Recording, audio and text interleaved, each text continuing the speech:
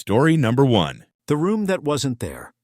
When Samantha moved into her new apartment, she was thrilled to find such a spacious unit at a bargain price.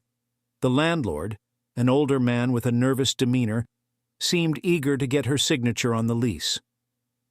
"It's perfect," she said, smiling as she walked through the place. The apartment had 2 bedrooms, a cozy living area, and a small but functional kitchen. The building was old, but Samantha loved the vintage charm of the creaky hardwood floors and tall windows. "Anything I should know about the place?" she asked casually. The landlord hesitated for a moment. "Just don't leave the bedroom door open at night," he said. Samantha frowned. "Why?" "It's just better that way," he replied, avoiding her gaze. She chalked it up to him being eccentric and brushed it off. Samantha settled in quickly, decorating the apartment to her liking. She loved the 2nd bedroom, which she turned into a home office. The door to the room stuck a little when opened, but she figured it was just the quirks of an old building. The first few nights were uneventful. She spent her evenings watching TV, reading, or working on her laptop. But one night something odd happened. She woke up around 2 a.m. thirsty and got up to grab a glass of water. As she passed the 2nd bedroom, she noticed the door was ajar. "That's strange," she thought. "I'm sure I closed it before bed." She pushed it shut and went back to sleep. The next morning she found the door open again. Samantha stared at it, trying to remember if she'd opened it in her sleep. She decided it was just her imagination and carried on with her day. But as the week went on, the door seemed to have a mind of its own. No matter how many times she closed it, she'd wake up to find it slightly open. One night, as she lay in bed, she thought she heard faint creaking, like footsteps coming from the 2nd bedroom. Her heart raced. She grabbed her phone and turned on the flashlight, stepping cautiously into the hallway. The door was wide open. Samantha hesitated, staring into the dark room. Her pulse pounded in her ears. She flicked on the light and stepped inside. Nothing seemed out of place. The desk, chair, and bookshelf stood where they always had. Shaking her head, she closed the door firmly and even wedged a chair under the handle. "There," she muttered, "stay shut." That night she dreamed of the room. In her dream, the walls were covered in black handprints, and a shadowy figure stood in the corner, watching her. She woke up gasping, drenched in sweat. Over the next few days, the sense of unease grew. She noticed subtle changes in the 2nd bedroom. Books moved slightly. The chair turned at an odd angle. Once, she found a single muddy footprint on the floor, though she hadn't been outside in days. One evening, desperate for answers, she decided to confront the landlord. "What's going on with this apartment?" she demanded. The landlord sighed heavily, rubbing his temples. "I didn't want to scare you, but the 2nd bedroom wasn't always part of the apartment." "What do you mean?" "It used to be sealed off. Decades ago, something happened. Tenants reported strange noises, doors opening on their own, even sightings of a man in the room."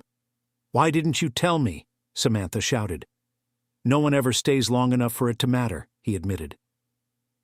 That night, Samantha resolved to stay awake and keep watch. She sat on the couch, eyes fixed on the hallway, her phone clutched tightly in her hand. Around 3 a.m. she heard it, the creak of the 2nd bedroom door. Slowly, the door swung open, revealing darkness beyond. Her breath caught as a figure stepped into the hallway. It was tall and shadowy, with no discernible features, just a vague outline of a man. "Samantha," it whispered, her name drawn out in a chilling hiss. She bolted to her bedroom, slamming the door and locking it. The whispers continued, soft and persistent, just outside her door. By morning, the apartment was silent. Samantha packed her things and left without looking back. She called the landlord from a hotel room. "I'm done. You can keep the deposit." He sighed, unsurprised. "I understand." Weeks later, a new tenant moved in, and on their first night, they woke to find the 2nd bedroom door slightly open, and the faint sound of footsteps in the hall. Story number 2. The house at the end of the lane. The house had been empty for as long as anyone in the neighborhood could remember. It sat at the end of a narrow lane, its windows dark and its walls covered in ivy. The local kids dared each other to run up to the porch and knock on the door, but none of them ever lasted long enough to do it. It was said that anyone who entered the house didn't come back out. People whispered about strange lights in the windows, odd noises at night, and a heavy, oppressive feeling that surrounded the property. When Mia moved to town, she didn't believe in any of it. "It's just an old house," she told her neighbor, Mrs. Abernathy, who had been warning her to stay away. "I'm sure there's nothing to worry about." Mrs. Abernathy grabbed her hand, her voice low and urgent. "Promise me you won't go near it, dear. Some places are meant to be left alone." Mia smiled politely and promised, but curiosity gnawed at her. One evening, Mia decided to take a closer look. The sun was setting, casting long shadows across the lane. She walked slowly, her sneakers crunching on the gravel, until she stood in front of the house. The air felt colder here, and the silence was unsettling. Even the birds seemed to avoid the area.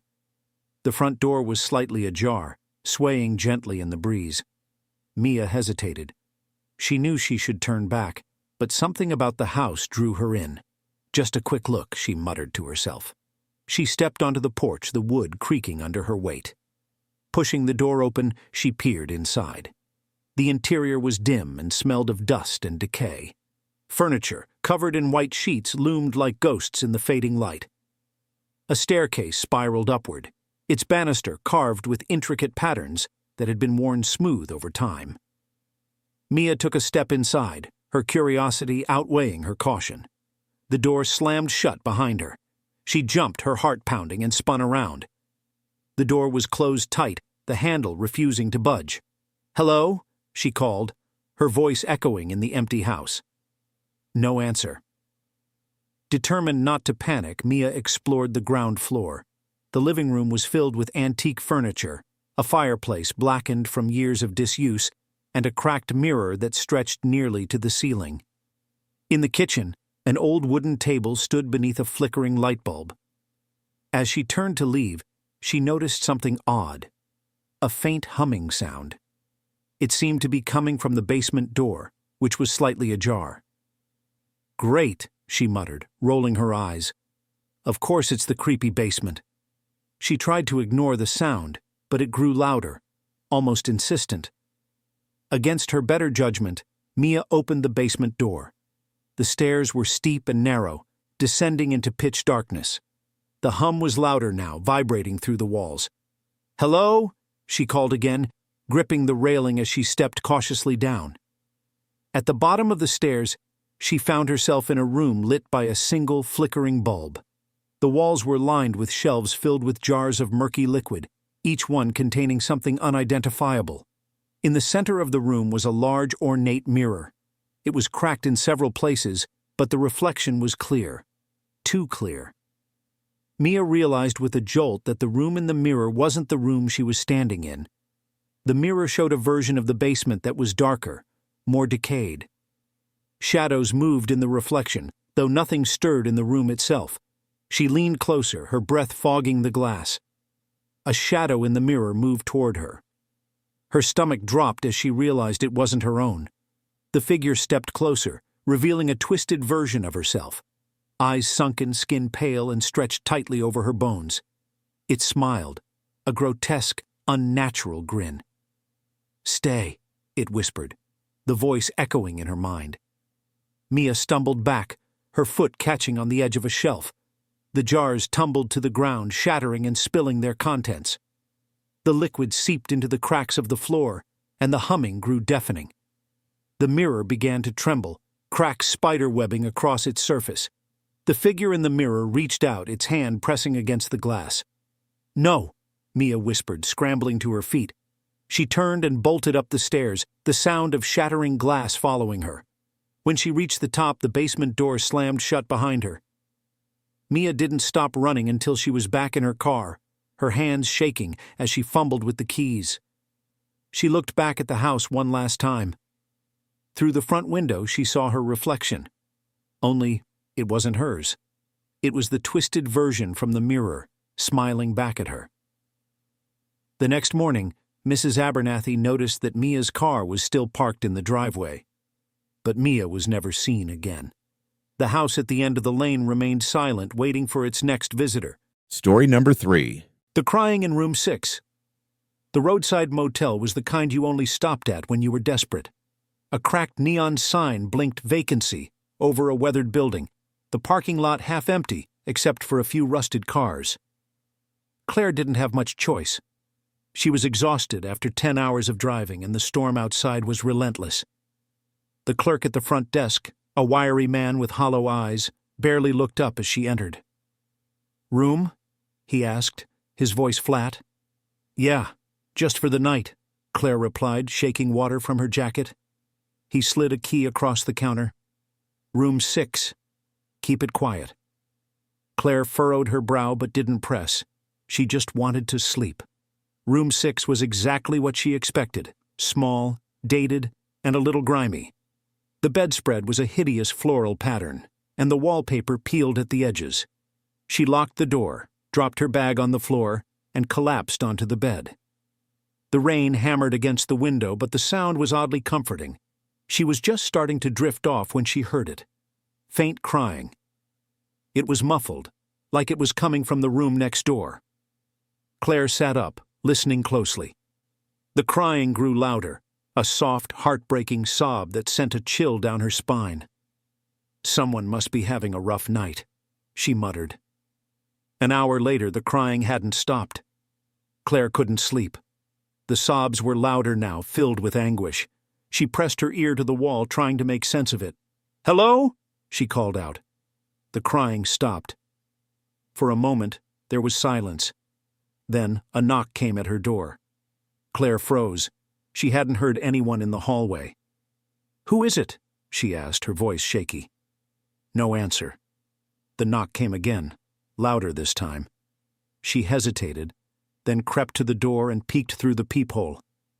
The hallway was empty. Claire's heart raced as she backed away from the door. She double-checked the lock and climbed back into bed, pulling the covers up to her chin. The crying started again. This time, it sounded like it was coming from inside her room.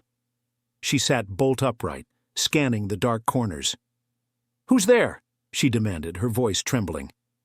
The crying grew louder, echoing around her. It was everywhere and nowhere at once. She grabbed her phone and turned on the flashlight, sweeping the beam across the room. The light landed on the closet. The door was ajar. Claire's throat went dry. She knew she hadn't opened the closet. The crying stopped abruptly, plunging the room into an eerie silence. She inched toward the closet, her hands trembling. With a deep breath, she yanked the door open. It was empty. Letting out a shaky laugh, she closed the door firmly and turned back toward the bed. Standing in the middle of the room was a woman. The woman was drenched, her hair clinging to her pale face. Her eyes were hollow, her mouth twisted in sorrow. Claire screamed, stumbling backward. The woman raised a hand, pointing to the closet. "You shouldn't have come here," she whispered, her voice cracking with grief. The lights flickered and the room grew icy cold. Claire backed toward the door, fumbling with the lock. Before she could open it, the woman was gone. The crying returned, louder than ever, filling the room with an unbearable sadness. Claire fled the motel, not stopping to grab her bag or even her keys. She didn't care about the storm or the distance to the next town. She just needed to get away. The next morning, she returned with a police officer, hoping to retrieve her belongings, but when they entered room 6, it was empty. The officer frowned. "Are you sure this is the room? The motel's been shut down for years. No one stayed here in over a decade." Claire felt a chill run down her spine as she stared at the peeling wallpaper and the bed that looked untouched. As they left, she glanced back at the window of room 6. For just a moment, she thought she saw the woman staring back at her, tears streaming down her pale face.